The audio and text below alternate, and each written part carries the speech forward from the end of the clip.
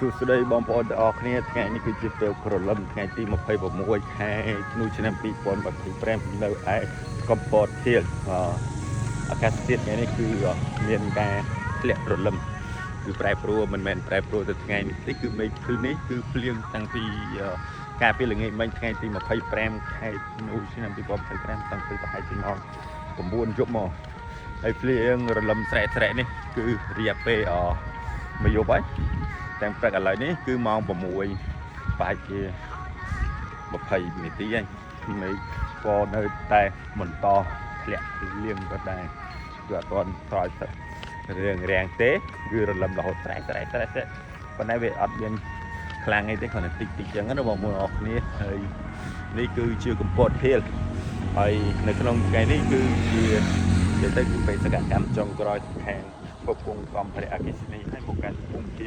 នារដីម្ដងទៀតបន្ទាប់ពីការពីដើមខែនេះគឺយើងបានចុះទៅខាងកោះកុង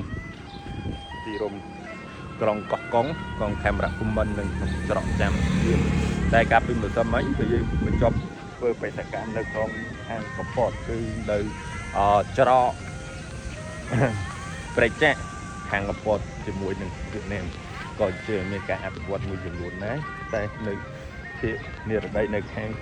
កោះកុងមានការអភិវឌ្ឍនៅដូចជានៅចាន់ទៀមនិងនៅតារាសាក៏មានការអភិវឌ្ឍច្រើនជាងនៅតំបន់នេះគឺមានអាគារមានអីអាគារពាណិជ្ជកម្មមានអីការរកស៊ីច្រើនគេនិយាយក្នុងពាណិជ្ជកម្មនៅពេលដែលមានអាគារមួយដុះឡើងដីទីនោះក៏ឡើងថ្លៃមានកម្លាំងពលកម្មធ្វើក៏ច្រើនដែរចឹងហើយយើងអភិវឌ្ឍតែចែកដនអីមានក្រុមចៅសៀមវាមិនຕົកចិត្ត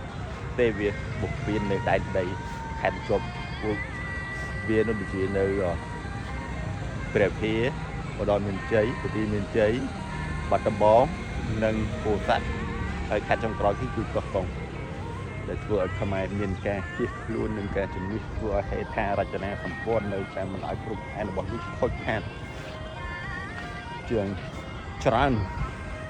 នៅក្នុងសម័យទំនើបហើយបែរជាមានគេរំលោភបំពានយើងទៀតនៅក្នុង